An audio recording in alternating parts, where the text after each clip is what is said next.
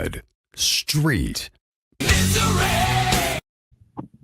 Oh, my dear Lord.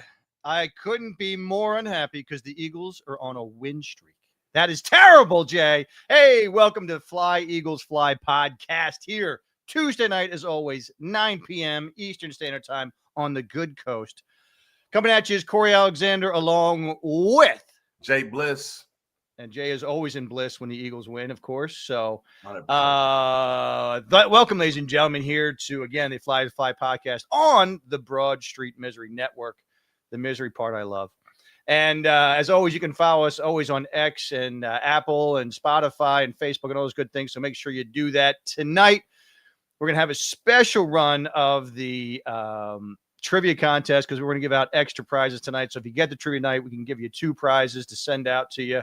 So listen up for that trivia coming up soon. We want to get some good prizes, some good trivia tonight, Jay, which I know you'll love. Let's get to some quick notes that came out, and we'll talk about the game in about 2 seconds. Real fast, we got to talk about what came out today, which was indeed the Pro Bowl, Jay. Right. So let's talk about the 5 Eagles who made it. The only starter, which I found a little ironic, was Jalen Carter, who hasn't even played in 3 or 4 games. But you also had Cooper DeJean, Quinn Mitchell, Zach Baun, and Cam Jurgens all as voted in as backup, but right into the Pro Bowl. Let's talk quickly about the Pro Bowl alternatives. I don't know if you saw these, the alternatives. Second alternate, actually the closest one that could probably sneak in there and probably will because always people bow out or injuries is Jalen Phillips. Is right on that cusp of getting in. Third alternate is Saquon Barkley and Dallas Goedert. Now, here's the thing with Dallas Goedert. I think it's kind of a bit of snub. The guy's leading the league in tight ends in touchdowns. So, but I got to say, Jay, he's going up against Trey McBride and George Kittle. Yeah. You can't argue with those 2 guys. They're having a hell of a season. Not at all. But, the one that surprised me is Cam Jurgens. Real fast. Fourth alternate is Keely Ringo for special teams because that's really all he's worth because he certainly ain't for defense. The last but not least, 5th alternate, if it means if everybody dies, they can't make the Pro Bowl. Jalen Hurts is going to the Pro Bowl as the 5th alternate. So let's get back to the overall feeling of the Pro Bowls. Again, you got Cooper DeJean, Quinn Mitchell, Zach Baun, Jalen Carter, and Cam Jurgens. Your thoughts?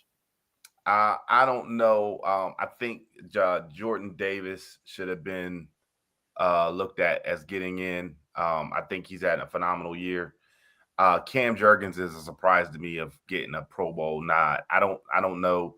I don't know how much it is just based on reputation because a perfect argument is Jalen Carter getting in, Jordan Davis not.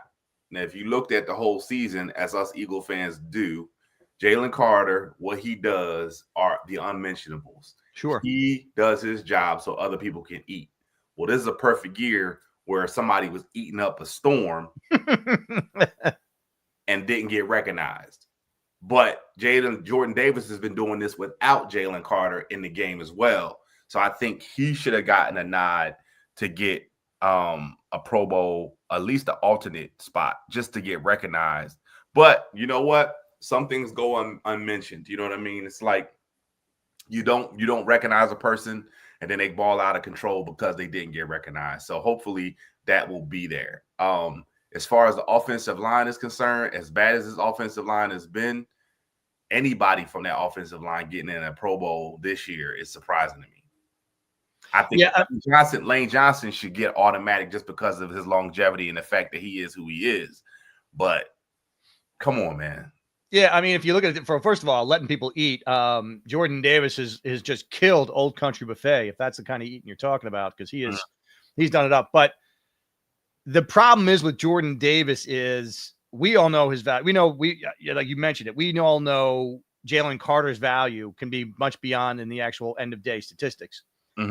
Jordan Davis, I feel, has kind of gone on the same way. He's not even the top 10 of D tackles sacks, and that's because it's just not his thing. So it's very rare for a quote unquote run stuffer, which is really what he is, to get that kind of recognition. So I don't feel like it's a snub.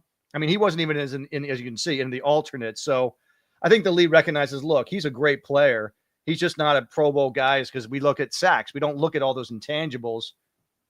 Tackles, batted down passes, all of that stuff matters, man. Of course, yeah, it does for us, but not, again, not for the fans, number one. And fans have a third of the vote. So then you have players and then you have coaches. So the third of that vote, you're never going to get the players to recognize Jordan. The fans ever recognize Jordan Davis. It's just not going to happen.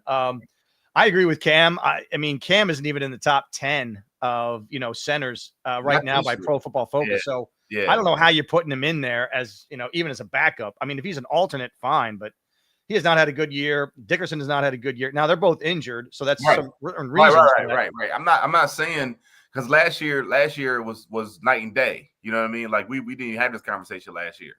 Yeah, but we know this year that both of them have been not up to standard.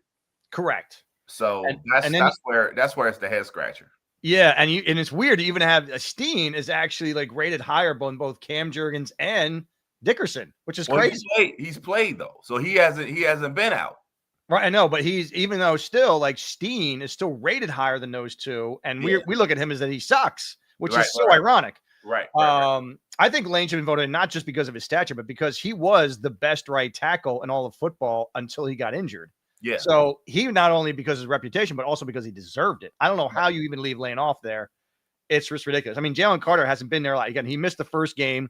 He's missed the past three. He's missed like a quarter of the games. And how do you put him in as the starter? If you're going to put him as the starter, you got to have Lane as a starter. If your criteria is missing too many games, I don't know how you can. Well, I think you put Jalen Carter as a starter because there's no other Jalen Carter in the league. There's not. I mean, he is the defense. You think a defensive tackle in the league, he's that guy. Him and Lawrence from the Giants, right?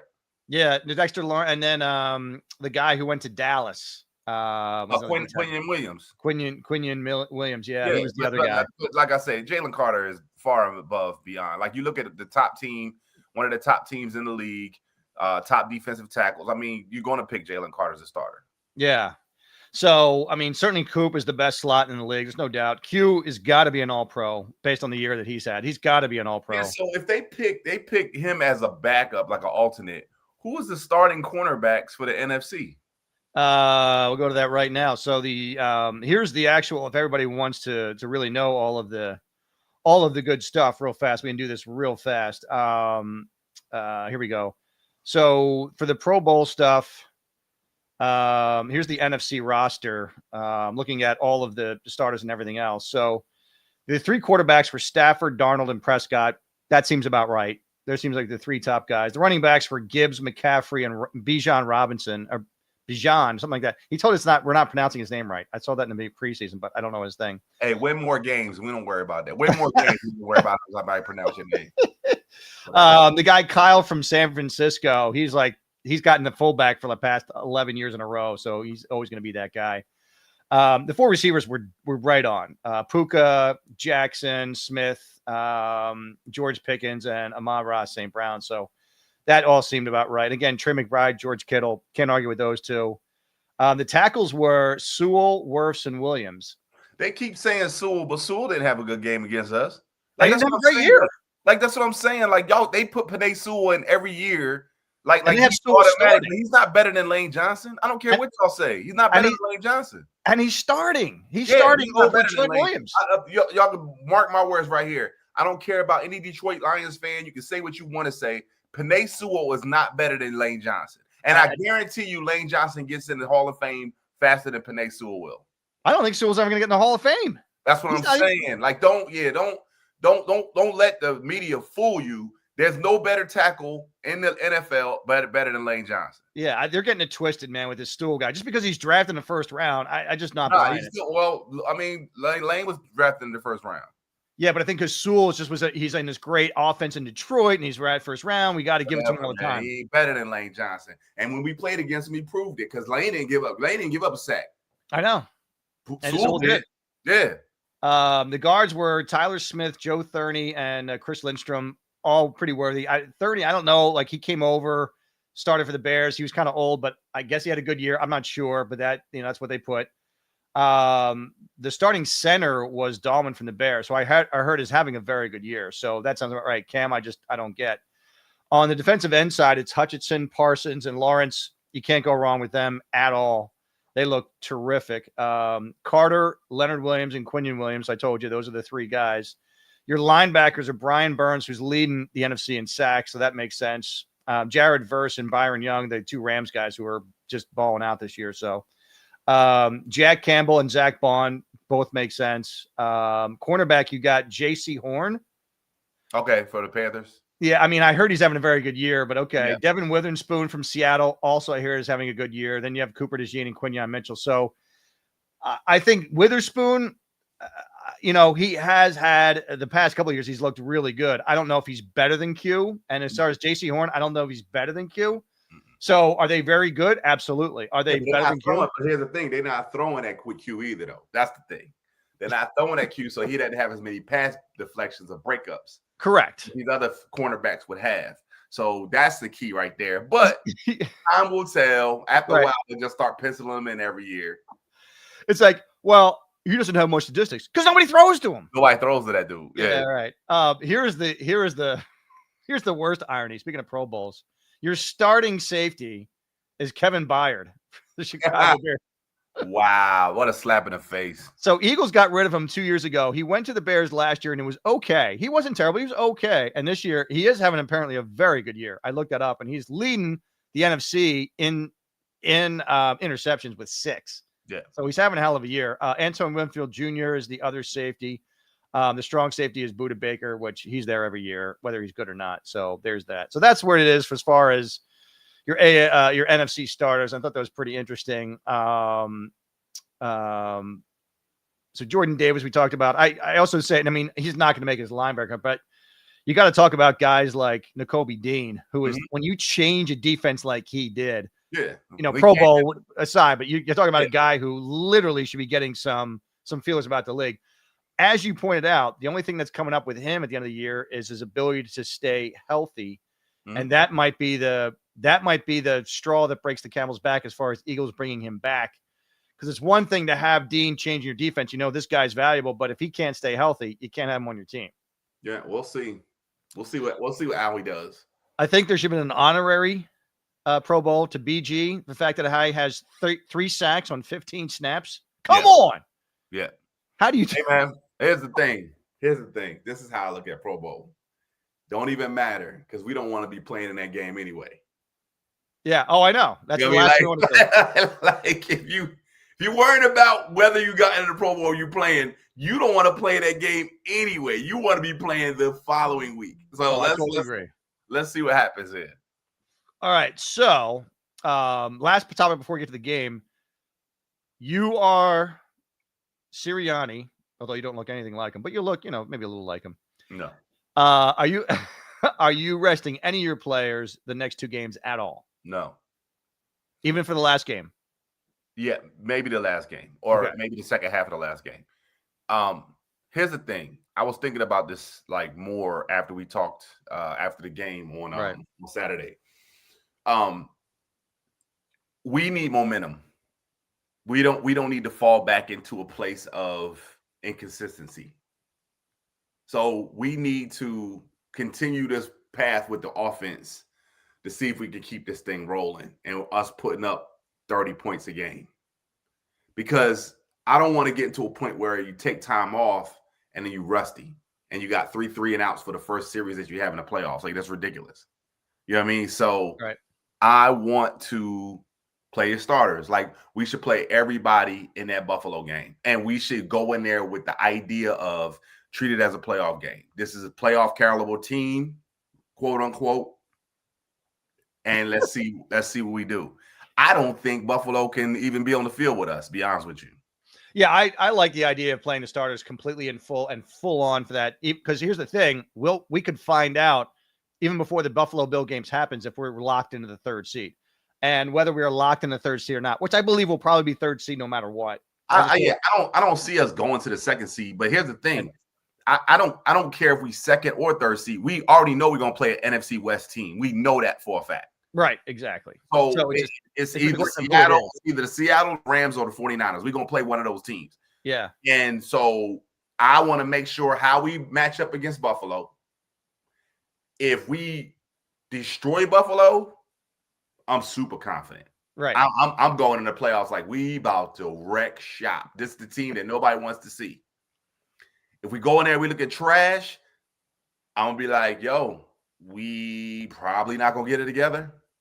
And we probably is gonna celebrate this NFC championship. NFC East championship. NFC East. Yeah, NFC East championship back to back, and then figure out what we're gonna do in the offseason. But I'm gonna find out a lot over this next game. I think the game, it won't matter anything. Like that won't matter. And we're about to preview that Buffalo game because there's some interesting things I got to throw at you for that game. So let's get to the game review. I thought the biggest thing that you and I talked about already, but I think to share with the viewers is the way that they overcame the wave of that game. Because this game started out poor, and the arc started to go a little bit, but the arc didn't start to happen until like the third quarter. You had Will Shipley's fumble right off the bat, field goal there. Then Jake Elliott missing a field goal. Then he misses another one. Oh, but you get another second chance, and he still missed it.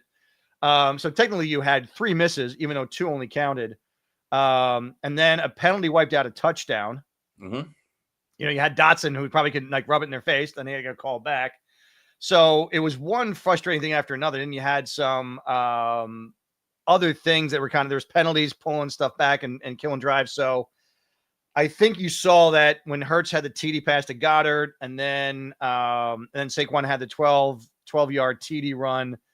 A lot of shit happened, and then Cooper DeJean, of course, as well with the pick. So just that the wave just kind of came late, but that was a good sign. You're talking about good signs for the playoff. To me, that was one of the best signs that we've seen so far with this game.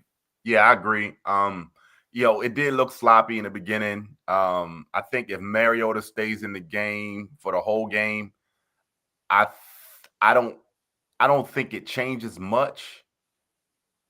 He didn't look good at all against our defense. And he wasn't running either. No. Which was good for us. No. And that touchdown drive that they had, penalties had a lot to do with that. Not anything major as far as plays. One big play came against Adoree Jackson.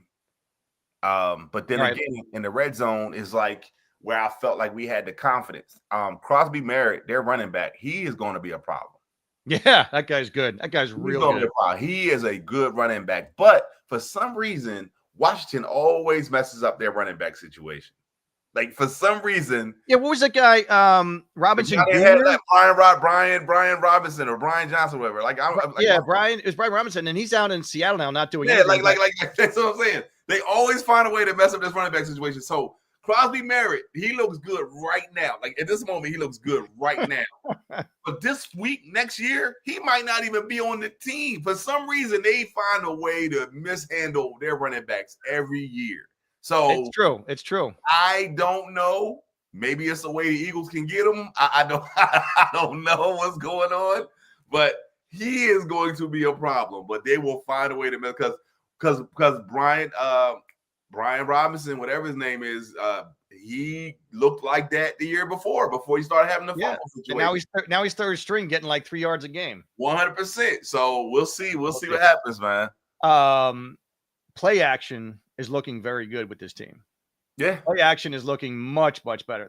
Just so you know, for all the fans out there, the first and last TD both came off of play action underneath center. Yeah. Yeah. So that is something good. And by the way, since that 4 interception, 5 turnover game against the Chargers, Hurts has got 5 TD passes, no turnovers, and he's completing 76% of his passes. Yep. I did think the second drive was a little sloppy. He missed a wide open A.J. Brown twice on that drive. Yep. Then they missed a field goal, of course. The only problem, and I was talking to you about this, the only problem I have, and I don't know why, there's sometimes where I need to understand what Hurts is doing. So on the 4th down play, to remind everybody of that drive, he actually threw a pick, and that was called back because of the holding against Goedert, and that's the one we missed the field goal. But he's looking at AJ. He's the whole time, since the snap of the ball, he's looking at AJ, and then AJ goes along and he's pointing at him, and then he throws at him. So how did he not think that safety was going to go, are you kidding me? You're looking at him, you're pointing at him, and I got a head start, and you're still going to throw it? And it was an easy interception. It wasn't like he had to stretch or something or just tip it. He caught that ball almost like a fair catch. So why would you literally stare somebody down, point him, and then still throw there? Because he was running to his left. He's running to his left. There's only one side of the field he can go to. He's not going to stop and throw it back over to the right. It's no way you can do that. You only had one option. But you only had one option. Well, why are you pointing him? Why are you staring him down? Because if you look at the play and you look what happened with AJ, he did a hook route, right? He did the hook first. That wasn't there. And when he saw him running, he went like this. He just scooped around and went up the field. So he was leading him to try to give him the ball. But the thing about it was you only had one option. Here's the thing. AJ Brown's a big dude. He might have felt like, hey, man, it's between him and the safety. And I like my chances at times when you throw the ball up there to AJ because it's like somebody gonna get hurt. Like, you know what I'm saying? Like, so I get what you're saying, but he only had one option. When you run into that side, you cut the other half of the field off. You can't turn back and throw it this way. That's an interception anyway. Yeah. So, I don't know. Maybe he already saw the hold. Maybe he saw the hold on Dallas Goedert. I don't know. Yeah, okay. So hopefully he did. Well, either way, a false start by Fred Johnson here and there. Another false start on the tush push by Fred Johnson. So there's a lot of sloppiness in the first half. And then, of course, as we've talked about all season long, before Barkley got going a little bit second half, I mean, the amount of runs that gain nothing or negative yards is absolutely driving me up a wall. And how they keep calling these runs in the middle where there's just nothing. There's literally nowhere to go. And on the one Barkley run where he ended up going for 48, Cam Jurgens runs right past the nose guy. I mean, he just went right by him. Yeah. And Cam didn't even turn around. Now, if Cam's got it wasn't a chip or anything. He had to do was spin to get past him. And the thing about it was, I'm like, is that a design to let the guy go through? That's what I'm thinking too, because it was so blatant that he just let him go. Right. So that's the crazy thing, because I saw that clip and I was like, the first thing about it is like when I saw the Pro Bowl, I'm like, Pro Bowl? Like, did we all see the last play? Like the same play that we just talked about? You know what I'm saying? But I don't know. I don't think if that's a design. I don't think that's a design because the guy it's one thing if that play was designed to do a toss out. Remember they did on the Redskins thing on the toss out, right? That's a different thing because you can let that guy go because he's not going to catch Barkley on the backside. But when the run play is to go up the middle and he's coming right at you, that was not by design. There's just no way. Right. That's just Cam. I don't know what he's thinking, but that guy went past him to get the linebacker. There's no way his assignment is that linebacker. It's no way that's his assignment. Well, he went out there way too fast. I mean, the first guy shouldn't be the first guy is that guy. If he had pulled it back, if he had pulled that back to throw it, he would have been all the way down the field. He would have been called for illegal man down the field. Oh, absolutely. Oh, illegal man downfield. He could have caught a pass in the end zone. He was so yeah. I don't know, man. I'm not privy to that information, so I don't know what way that play was supposed to run. I'm saying no way. Circled a couple times in the meetings and be like, dude, what? I hope Stoutland's like, dude, man, what the fuck are you doing? Like, I'm sure even Stoutland's like, you got to explain this to me, Cam, because I don't know what the hell you're doing, man. What the hell? You can't turnstile that guy and think you're doing your job. Right. The other thing, just some general stuff to the run game back. Possibly the first 7 games, the run game was averaging 53 yards per game. And this is just Barkley himself, 3.3 yards per carry. The last 8 games, Barkley's doing 88 yards per game, 4.8 yards a carry. I wouldn't say it's fully back yet, but it's pretty darn close. 4.8, I can live with. 1.8, I can live with, bro. 2 runs, baby. 2 runs and a tush push. I can live with that, bro. Yeah, right. I can live with that. All right, so quick trivia, but this won't be the trivia of the night. But and by the way, please cut Ringo. I know he's like an alternate for the special teams, but dude, I mean, just he's tackling the guy in the end zone to give up the TD. I mean, come on, man. He is just an awful, awful cornerback.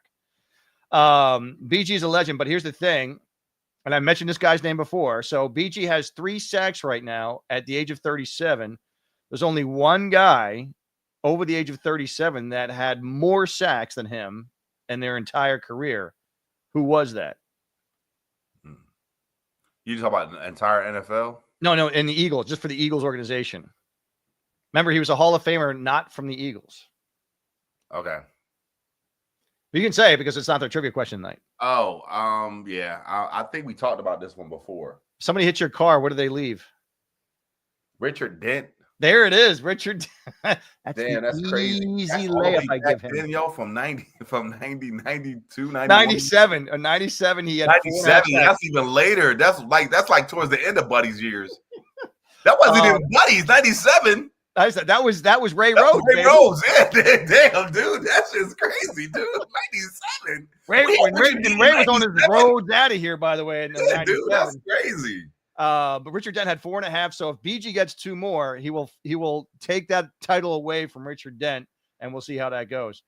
Let's talk about Jake Elliott before we get in the game. Jake Elliott, his last 9 games, he's missed 7 field goal attempts, going 11 for 18 during that span. His first miss Saturday was a pedestrian 43-yarder. The second was 52-yarder, and after the penalty, following a 57-yard miss. 3 misses, 2 counted. So he's now the first Eagles kicker to miss 7 field goals in a 9-game span since David Akers. No, I don't think he ever did that. No, he's definitely never did. Well, towards the end, David was like that too. Like, yeah, a little bit. Maybe like, you know what I'm saying? Like, well, speaking of Ray Rhodes, this was a 97 as well. That was Chris Bonio. Remember him, Chris Bonio? Hey, awful. Man, listen, man. So like, he and his great 61% accuracy week 7 is the worst an Eagles kicker in a 9-game span since Roger Ruzek. Roger, who framed Ruzek, was 6 for 12 in a 9-game stretch in 1992. Right. So it's bad. I know. So I will say this now because I don't have to do this next year. Thank you for everything, Jake. Happy trails to you. Like, dude, if you know what I mean, like, thank you for everything. Like, if Cody Parkey don't get hurt, we never know who you are. You understand what I'm saying? Like you come in, like, save the day, become the kicker. You're kicking the Super Bowl to put us up by 8 was probably one of the biggest kicks of your life. And dude, you've been holding it down for the longest time. You know what I mean? But, everybody got to come to that point, man, and they got to be like, they out of here. You know what I mean? I still see number 2 jerseys in the stands. People still revere David Akers. And then they'll do the same thing for you, Jakey. But you gotta go. Hey, man, listen. Right now, you're looking like. Well, here's the thing. This is out of here, man. And this is what the bad trend is. Before this year, he was 92% inside 50 yards, and that's what you want from your kicker. Yeah. Anything within 50, you got to be in the 90 percentile, without a doubt. This year, he's 81%, which is bad. The league average is 91%, so it's real bad. And I got to tell you, man, this is brutal. So he was 8 for 9 from 56 yards and out in his first 7 seasons. The last 2 years, he's 2 for 8. This is what I don't want to happen. Hit me. I don't want him to be the reason why we go home. Oh, can you imagine if that scenario comes up? Because I think his legacy deserves better than that. You understand what I'm saying? Like, I don't. That's what I don't want for him.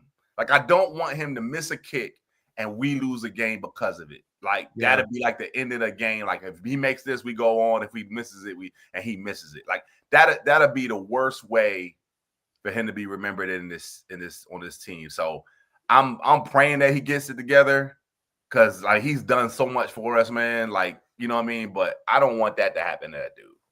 God forbid. I hope he didn't just jinx us, because if that comes down, I'm just saying. That's what I do. If it does happen.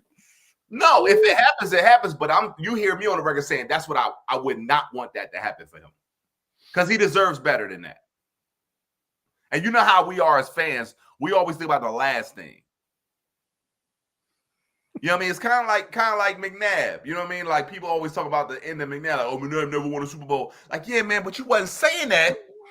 We was in the championship game every year. You know what I'm saying? I love how this guy's like, listen, I don't want anything to happen bad to Jake. I want to say this to him. But meanwhile, the 10 minutes early, he's like, listen, this guy's got to leave. He stinks. Hey, this is your last year. This your last hurrah, baby. Listen, I'm not saying I'm not appreciative. I'm just saying, hey, man, You gotta go. You gotta go, man. Like, trash talking him. Then like 5 minutes later, he's taking him out to dinner. All right, you suck, but what do you want for dinner? You anything? Hey, man, you gotta go, bro. Like, I mean, listen. And people, when you're an Eagle with me forever. Right. But when you hurting the team, you gotta go. I mean, I would rather revere you for the good you did rather than you being here hurting the team. You talking about Danny the fireman's going to be an Eagle for life with you? No, I'm not talking. I'm talking about good players. Now, here's the thing. I'll give you a perfect example. Jalen Mills. Yeah. Oh, yeah. I love the Super Bowl year, Green Goblin, I was all on board. The year after that, I was like, dude, you got to go. You got to go. We got too many bad memories right now, dude. You getting burnt on a double move every time. You got to go. Like, you know what I'm saying? You know what you remind me of? You remind me of me going through my ex-girlfriends. I loved you for that 1 year. Then you got to go. You got to go. You got to go. Green Goblin was that dude for 2020, 2017, 2018 season. I think you know what I'm going to do? Mm-hmm. I'm going to put you in charge of my love life. That's what I'm going to do. I'm going to have you talk to them. And well, say, hey, it's been real. You got to go. Hey, listen, I got J-Bliss on the line. He wants to tell you if you you ain't got to go. You got to get the hell up out of here. You got to go. I love you, but you got to go. You missing too many shots. You're in Corey. You're with Corey. Once you're with Corey, you're with Corey for life, man. Don't get that twisted. That's hilarious. All right, here we go. Let's get into 4 points. We're half past the hour. Let's get into our 4 points and our game balls and our drama queens and all the good stuff we do every week. So let's start with our 4 points. Give me your first point, baby. Another great performance by the defense. Yeah. Oh, absolutely. 100%. Like this defense here. This is the Super Bowl defense. Like, you can go to the Super Bowl with this defense. You don't need to do anything else than what this defense is doing. The defensive line is good. This is out with Jalen Carter. The linebackers are unquestionably good, and this secondary is legit. 100%. Marcus Epps has really settled down the other safety spot, so this has been really good. My first 4 point is that Hurts is back, which is nice. Been efficient. Mm-hmm. He's going back to his old ways. He's running. He's efficient. He's not doing anything crazy. He's not putting up big stats, but he's getting wins and he's being efficient. So to me, Hurts is back. I think we just get him through the Bills game, maybe a little bit of the Washington game, and then wrap him up and let's just get to the playoffs. Mm-hmm. All right, number 2 for you. Running game is the key. It's the key, man. So here's the thing. Like, here's the thing. If we're not getting 100 yards rushing, our playoff run is over. Yeah. It's no way to think for one moment. Again, like I said before, I said 2 weeks ago, if Jalen got to throw the ball 40 times, we might as well just go ahead and say we're going to lose this game. Yep. If you get into the second quarter, or if you get into the second half of a game and Saquon's only run the ball 5 times, this game's over. We lose it. Yep. It's not going to happen. We're going to lose the game. Run the ball, run the clock. You running the ball, and we get in halftime, and the game is tied, and you got 50-50, 50% passing, 50% running, I feel good for the second half. Okay. Yeah, I know. If we go to the halftime and we down by 7 and we thrown the ball 30 times and we ran the ball 4, I'm like, we losing. No, yeah. This game over. You see what I'm saying? So that's why running game is going to be key. This is why J-Bliss and I are joined at the hip. My number 2 was the running game. I said running game. Like I said, Hurts was back in my number 1, and number 2, the running game is back. And I think that, again, even if it's not back fully, I told you, I don't feel like it's fully 100% back, but it's back enough where I think the offensive line is confident. I think Barkley's confident. Mm-hmm. I think everybody's a little bit more confident. So to me, that's enough of momentum as we go into the playoffs that, as you said, we have to establish that running identity going into the playoffs. And now I think we can be confident that it's there again. Mm-hmm. Yep. Not as good as last year, but it's back. No, it's not. Yeah. Yeah. Number 3 for you. Jake could cost us a run. But I love him. Man. But I don't, like I said, man, like it's a concern. Yes. Just like our kick return was a concern for for 4 or 5 weeks in a row. Right? Oh yeah. It's like this right now is like concern. Like this is like number 2 on the list right now. You understand what I'm saying? Like that is a huge concern right now. Yep. I agree. I couldn't agree more. And I don't know what he can do over the next 2 weeks. That's gonna make me say, "Oh, he's back." Like I'm like, nah. You messed them shits way too easy, bro. Like. Oh, we only kept Dicker the kicker. Yeah, right. Nah, we couldn't keep him. We needed Jake for the Super Bowl last year. We basically have the same 4 point, because number 3 for me is the defense is still very strong, and that is really, really good to see. I mean, again, the past couple of weeks, the competition has not been great, but we've talked about competition even when it was great, and they were spot on. It's a wonderful thing to see this defense. You're strong on all 3 phases: line, backer, and line, then the backers, and then the secondary. All 3 phases are just absolutely phenomenal and deep. And this is the thing. Myles Garrett is on the verge of setting the sack record. Mm-hmm. And here's the thing. Would you rather have one guy getting you 24 sacks, or would you rather have a whole line just coming at you in waves and nobody's getting more than 10 sacks a year? I'd rather have the whole line, because you go all the way back to when we had Reggie White, Jerome Brown, and Clyde, and everybody else that was on that line. Like, it was like, dude, like, who are you going to block? It's coming from everywhere. Yeah. that quarterback's just like, oh God, I can't move. I mean, you think about last year, the Super Bowl, there was not one person that was just doing everything. It was everybody. It was all coming in waves. Smacked by everybody. And that's what you want. Even Jelix Hunt, who, like, we're like, who the hell is this guy? And he's coming at you strong. That's what you want. Yep. So that's number 3. Number 4 for you? Patullo is not off the hook. You know, we talk about all this other stuff. They're trying to kind of sweep up under the rug. Not for me. Still see you, dog. I still see you. Ain't doing shit. Listen. Oh, no, do it again, man. Evan Patullo's out there. We can get the hell off my team. Get happy about Jalen being under center. We can get happy about the offense looking a little bit better. The run game start moving and things of that nature. Patullo, bro, like, nah. You still ain't off the hook, man. I'm still watching. You know what I mean? But here's the thing. Don't let it get overexposed, because we about to play these better teams. Right now, we playing some trash teams. We can build our confidence up in it. But that playoff game goes a playoff game. That's a whole different monster. And let's not get up in that game and go 3-3 and outs. Yep. If we go 3-3 and outs, we got a Chicago Bears game all over again. Yep. I agree. That's what it is. Yep. My number 4 is talking about Elliott is a concern. Then we already talked about, so that's all good. All right, so let's get to our game balls, and let's get back to the offense and defensive game balls. So give me your offensive and defensive game balls for these guys. Offense is Saquon. Yep. I felt Saquon did his thing, and the dude ran like he was running last year, and I was like, I'm all for it. He ran like he was angry at the grass. Yep. Defensively, I got 2. Cooper DeJean and Quinn Mitchell. Wow, man, we hang together too much. This is great. Yeah. So I had Goedert sharing it with Barkley, because Goedert's catch was about as big as and clutch as it's going to be. He drops an easy one against the Raiders, and he comes back with that catch. Are you kidding me? Yeah. That's where this guy's money. So Goedert and Barkley, to me, share the offensive ball. Defensively, again, I agree. Cooper DeJean. But I put Dean in there before he got Cooper DeJean and Quinn. It's the same thing. Those guys absolutely just shut things down. There was just nowhere to pass. They were on lockdown. They were on lockdown mode. Yep. Let's go with your drama queen this week. Drama queen for me is the Commanders. You always say the team. It is, man. Because like, listen, man, that little fight that was unnecessary, man. Like, that was dumb. Yeah, man. Like, come on, man. Stop. Quit. Like, y'all was so mouthy, right? Like, it's funny. It's ironic how your quarterback gets hurt. Your backup quarterback gets hurt in the game and has to leave, and the backup comes in, right? The roles were reversed. This was the same situation when y'all hurt Jalen Hurts. Yeah. Same situation. The game go, get out of hand, whatever. Okay, we went for 2. Our kicker missed 3 damn kicks. And y'all mad, why you going for 2? Because our kicker ain't making shit. Like, why not go for 2? Now, here's the crazy thing. You could have stopped the 2-point conversion. Yep. Just like you stopped the tush push twice.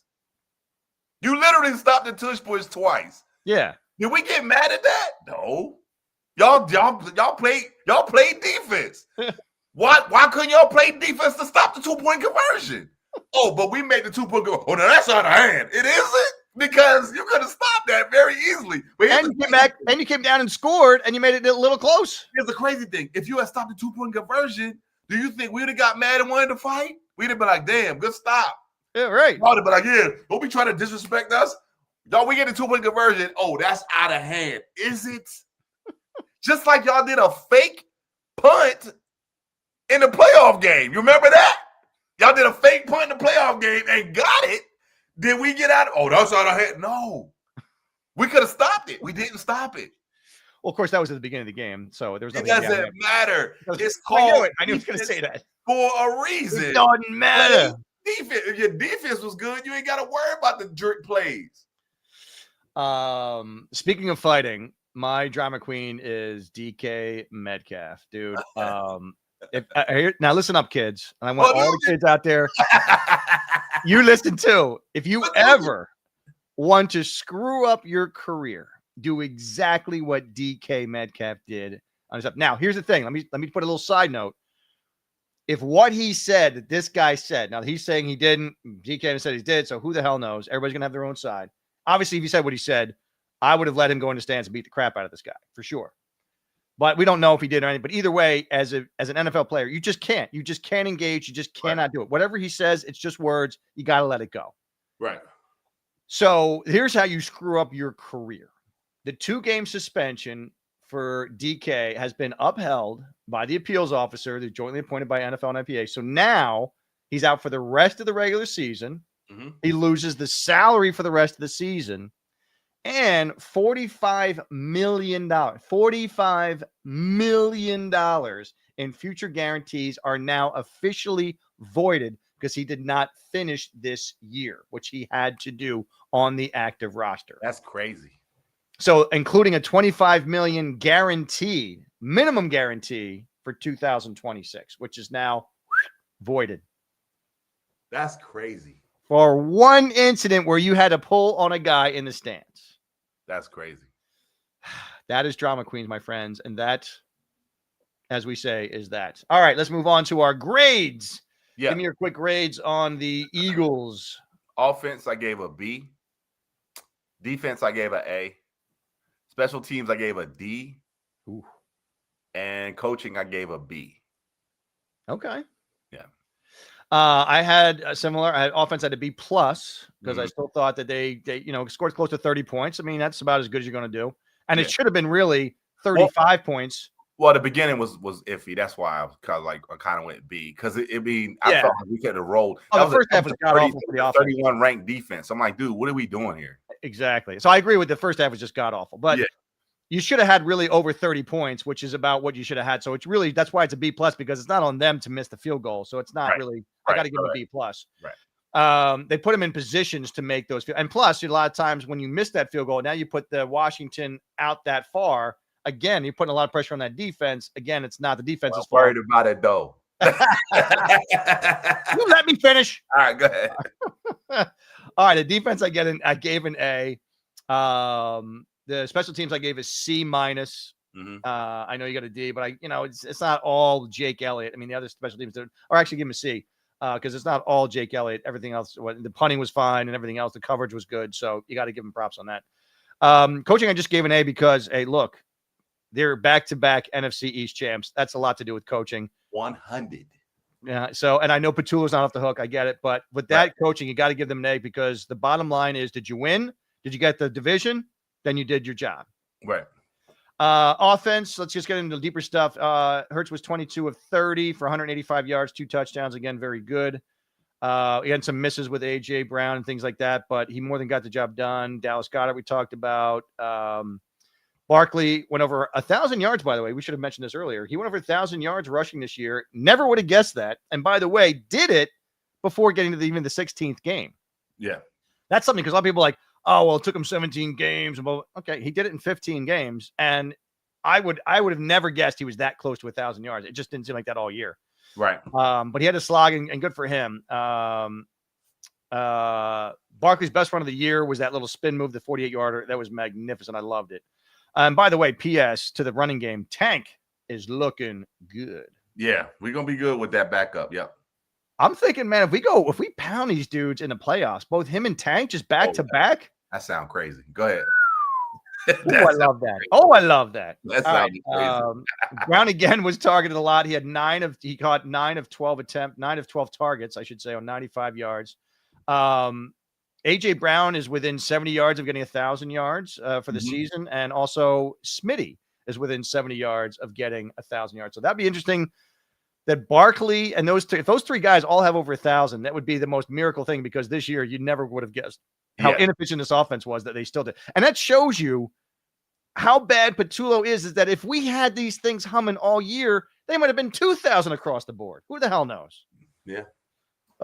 Anyway, the O-line, let's look about just some little things. Again, Tyler Steen had a good block on the second level. Barkley's 9-0. He let her toss Washington defensive tackle Javon Kinlaw to the side when Barkley gained 8 yards. So maybe Tyler Steen is doing a little something. We just doesn't look like it, but he's looking pretty good. Dickerson led the way on a Barkley 8-yard rush. It looked like Jordan Mailata and Goedert messed up their blocking assignments, from which Barkley on the very next play got dropped. So it looks like both of those guys did not do their job. Fred Johnson continues to fill in. He failed to sustain a block when Barkley was dropped for no gain. That was all on him. Cam Jurgens, we talked about as well. Pass protection, by the way, always looks fine. The only thing was Barkley. I don't know if you saw this, but when Wagner had one of his sacks, he went right past Barkley. Right past him. So Barkley's blitz pickup is still questionable. I don't know why he's been the baddest. Maybe that was always one of his things, that he's just not good at it. But this year it's been real up and down with Barkley on blitz pickup. So that's a got to be improved in the playoffs. Yep. Real fast, I'm going to get in the defense real fast, but we got to remind each other of this. Jay, Jahad Campbell, 21. Cooper DeJean, 22. Jalen Carter, 22. Jalen Hunt, 22. Quinyon Mitchell, 22. Mora Ajomo and Tanks Bigsby. They're all 24. Nolan Smith, 24. Jordan Davis, Nakobe Dean is 25. And Jalen Phillips and Reed Blankenship are 26. You've got half your starting defense under 26 and under. That's incredible. That's incredible. Yep. Jordan Davis was a monster. I thought Nolan Smith, by the way, stepped on Mariota's hand, which knocked him out of the game. So didn't do it on purpose, but good for you, buddy. Jokes Hunt I thought he had a pretty strong game. Brought into coverage, defended a swing pass. Brandon Graham is playing great. Nakobe Dean again was replaced by Jahad Campbell. I think Campbell was solid. I don't know if you looked at him and all that, but he was targeted on the Deebo Samuel choice route that resulted in a 14-yard catch and run. So he didn't mess that up, but I thought overall he played pretty good in Dean's stead. Zach Baun was terrific. Adoree Jackson had a few leaky moments. He got toasted by Terry on that outside 40-yard catch, which I told you was going to happen. Yeah. And he also got toasted on Treylon Burks on that 24-yard catch over the middle. So a little leaky, but not horrendous, but leaky. Q, a great. Cooper, great. Reed Blankenship and Marcus weren't really tested much. Not that I saw, unless you saw something. No. So then Blankenship did miss an open field tackle on a 13-yard run up the middle. I think he took a bad angle. So that was like, he does that sometimes too. He'll miss a tackle, which is unlike Blankenship, but he does do that from time to time, unfortunately. Again, Elliott for this season is 70% on field goals. Ugh.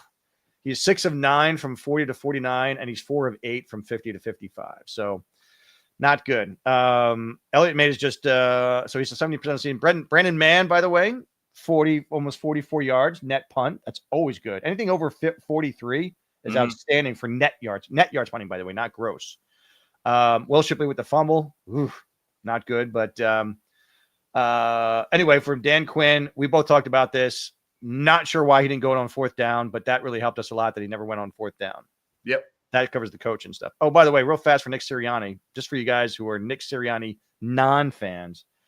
Nick Sirianni is one of 3 Super Bowl era head coaches to make the playoffs 5 times and win 3 division championships in their first 5 career seasons. That's unbelievable. One of 3 coaches since the Super Bowl era started in the 70s. Yep. All right. The others who did so are Bill Cowher and Chuck Knox. Guys who are not even around anymore. So that's pretty damn good. So Nick Sirianni has 5 seasons, 5 playoff bids, 4 10-plus win seasons, 3 NFC East titles, 2 Super Bowl appearances, and 1 Super Bowl ring. I don't know how you got any better than that. Good stuff. All right, so now that we're 10 up here, let's get quickly to the Eagles stats. Eagles offense, 22nd overall last week, 22nd overall this week. Graham's number 1 at 390. Eagles passing went from 22 to 23, so they actually went down a little bit. Dow's still number 1 in passing. Eagles rushing went from 19th to 15th, Jay. Okay. They're at 121 now. The first time they've been over 120 yards all season. Now, the number one rushing thing, which we'll get to in a minute, is Buffalo. Scoring-wise, they went from 18 to 16. They're now averaging 23 points per game. The first time they've been over 22. And Rams are now the highest at 30.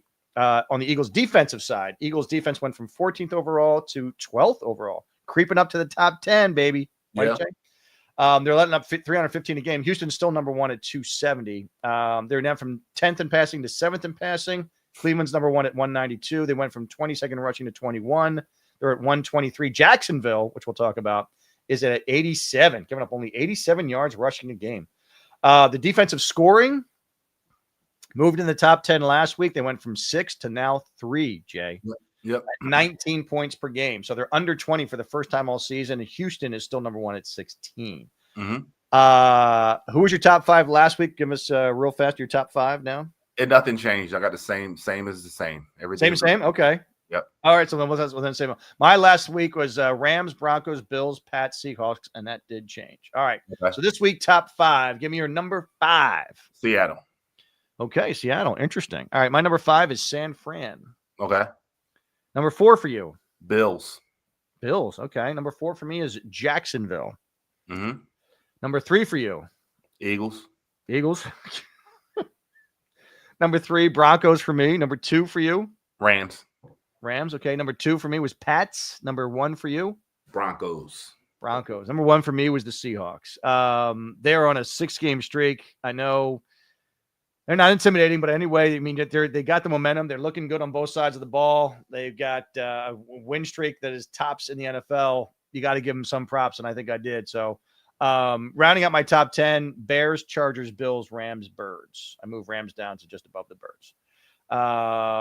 ESPN had number 1 through 5, Seahawks, Rams, Broncos, Pats, Jags, and the Eagles at 10. The NFL.com had Seahawks, Pats, Bills, Broncos, Jags, and Eagles at 11. I love it. I love it. I love it. Remember that picture of Jalen Hurts walking past those TVs? Yeah. I love it. I love the fact that y'all got him 10 and 11. I love it. NFL is not giving them a lot of love at all. Here's the crazy thing. You still forget that's a Super Bowl team from last year. The other one is gone. Got all these new kids on the clock running around, playing in the street, right? All of them playing in the street. Oh, Jacksonville. Oh, look at Seattle. Okay. Go ahead. Keep on playing in the street. But that car is coming, baby. They got Eagles on the side of it. It's going to hit all them kids in the street. Yahoo and Ringer have them at 6. CBS Sports at 10. Athletic has them at 11. Yeah. All right, let's get to our last but not least, before we get to our trivia tonight too. Eagles-Bills preview. All right. Allen's injury, he did not practice today. The word is he's not going to practice tomorrow, but he will practice Friday. That is the rumor around town, is that he will play Sunday, but he's saving himself. His foot is very sore. No reason to push it. So that is the early speculation, is that he will not practice all week other than Friday walkthrough, and that he will play on Sunday. But it is not guaranteed, so we don't know. He did have an x-ray. His foot was fine.